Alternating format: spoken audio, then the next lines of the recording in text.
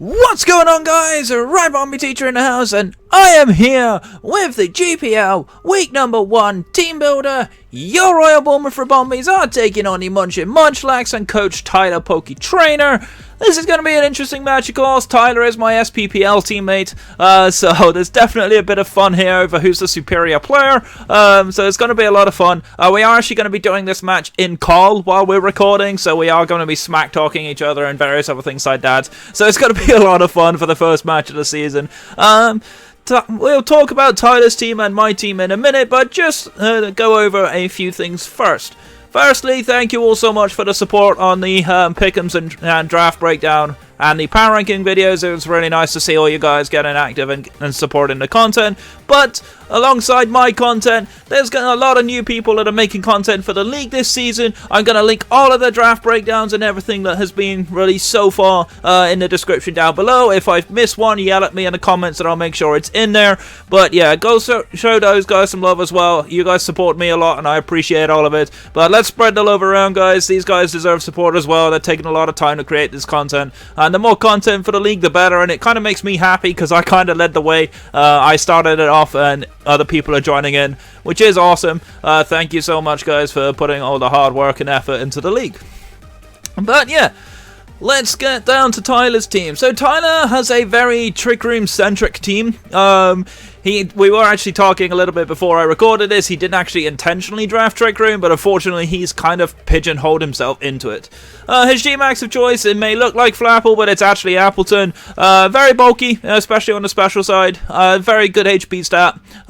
Doesn't offer that much offensively though. Doesn't really do well against things like Whimsicott. G-Max Sweetness is actually kind of a fail into Goodra, for example, because of Sap Sipper. So I've got plenty of ways to kind of ignore the Appleton, and it won't actually be that great for him in this match, but I expect him to bring it anyway. It is his G-Max, it is kind of his power pick, if you like. Does get decent enough moves. Grab Apple's kind of a cool move, so long as it actually hits.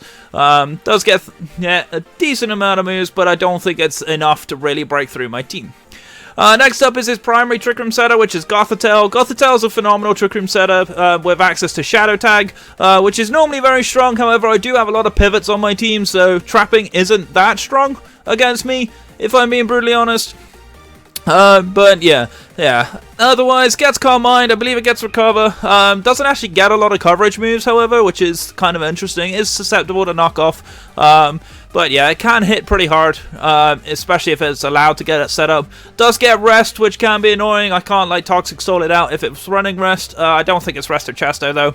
If I'm honest, I think it's more likely just to be leftovers.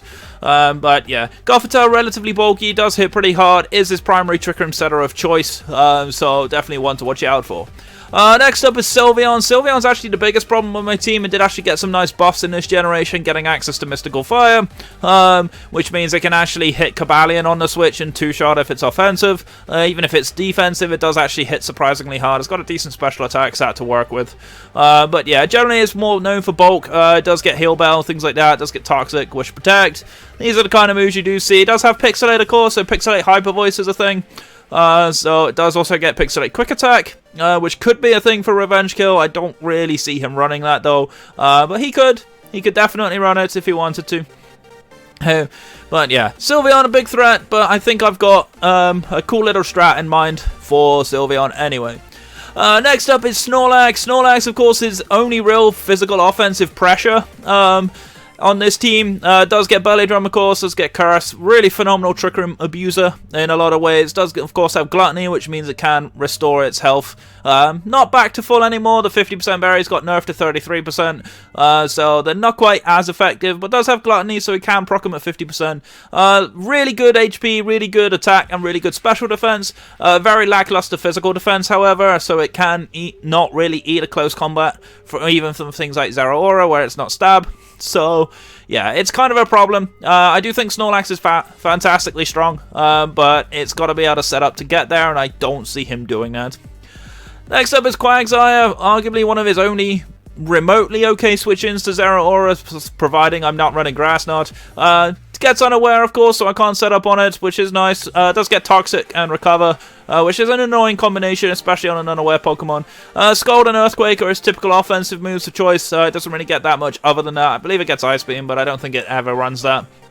But yeah, with only one weakness to Grass, it could potentially be Rindoberry. I think it's more likely to be Leftovers, but yeah, it's definitely a annoying Pokemon. It is quite passive, however, so I can abuse it a little bit. I do have ways to break it, but we'll see how that goes. Next up are his two Scarfers.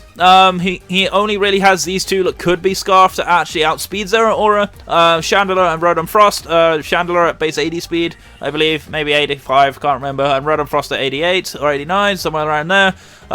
With Timid Max Speed Scarf, this does outspeed a Max Speed Zeraora. But I don't expect them to run that because neither one can actually kill Zeraora from full, and Zeraora actually beats both of them with knockoff on Chandelure and close combat on Rotom Frost, so I don't really see him bringing either of these Scarfed. I could definitely see Rotom potentially being Scarfed, but he can't Volt Switch on Zeraora because of Volt Absorb. I don't know if he knows that, but I hope he would.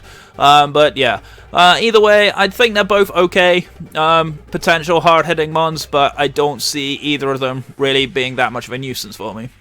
Next up is Galarian Stunfisk, is his only Steel type on his team. Pretty interesting Pokemon. Does get Sucker Punch, does get Rocks, does get Earthquake. Its ability Mimicry is kind of redundant on it, if I have to be honest. Like, Rotom does get Electric Terrain, but why would you ever run that?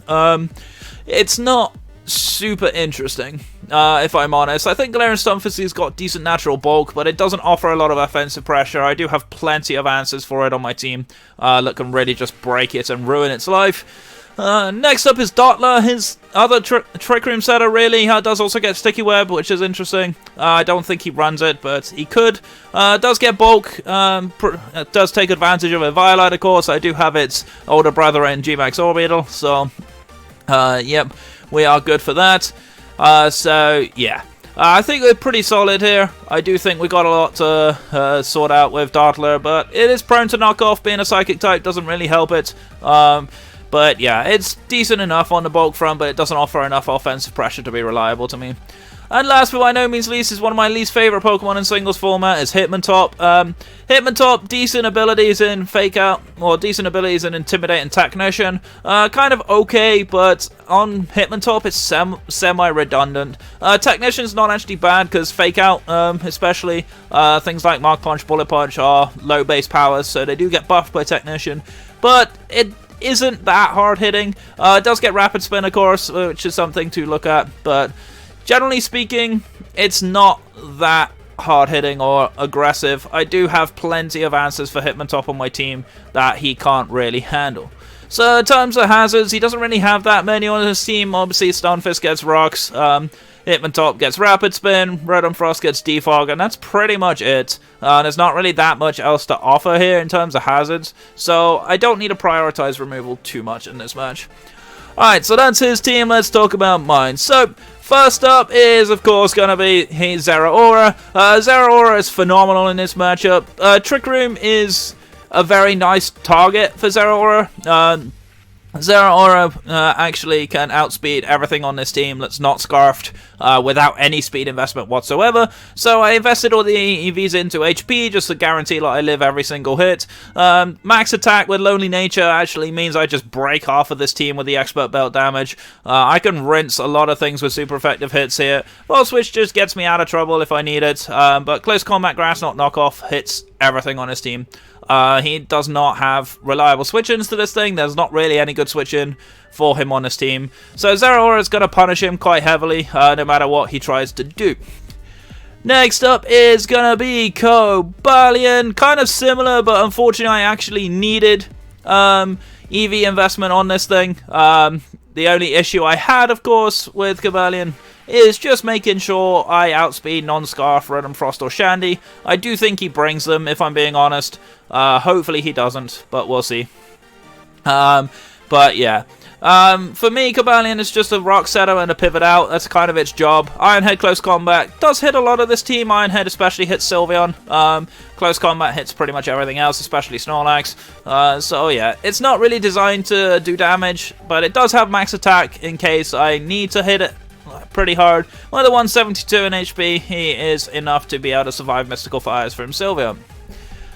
Alright, next up is a Pokemon I've been very back and forth on for a little while, and that's Whimsicott. I did have Skuntank here, but I then changed it to Whimsicott at the last second. So Whimsicott is actually very solid here with this set. Defog, Encore, Leech Seed, Moonblast, and fully Spadef. This actually walls Appleton pretty easily. Moonblast does quite a lot to it. Defog, of course, gets rid of hazards, and I do have Prankster, so I'll always get it first if I need it. Encore is nice, especially against Gothitelle, because I can trap it into Calm Mind, or I can trap it into constantly setting up Trick Room, and then I can Leech Seed stall it, or just hit Moonblast. Moonblast hits everything that's not named Chandelure, so it's a pretty solid Pokemon in general. I can just Leech Seed and get out of there if I need to, so hopefully that's what we'll go for. Next up is going to be a slight variant on Sigilyph from Gen 6 back in the day. A lot of people will probably remember Flame Orb Magic Guard being a set with Psycho Shift. Well, we're doing a similar thing here, but Flame Orb's actually not that good because obviously only really Snorlax and Hitmontop are physical attackers, and quite honestly Hitmontop doesn't hit hard enough anyway, and Snorlax, while it getting the burn is nice, the actual poison is a lot better. Cosmic Power, Stored Power, pretty standard on it. There is actually no Dark type on this team, so I can actually really abuse the Stored Power. If I can keep setting up Cosmic Powers on him, he can't really touch me. Roost is there to give me an extra bit of longevity, so basically the plan is to Psycho Shift the Toxic onto anything that's not Stunfisk, and then just set up Cosmic Powers to Oblivion. Stunfisk is actually very passive, so I can literally just Cosmic Power on it all day. It doesn't really touch me at all, especially with its stabs, so yeah.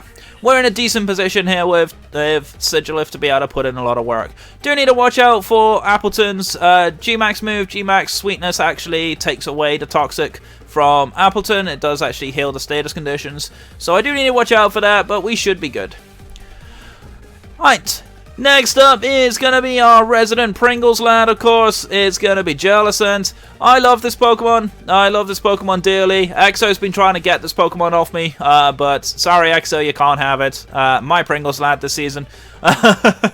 But yeah, running Leftovers Curse Body, just give me as much longevity as possible. Running fully Fizdef, this is going to be my Snorlax answer primarily. Toxic Recover, Ice Beam, Scald. Ice Beam and Scald is generally nice coverage against all of his teams, Scald especially.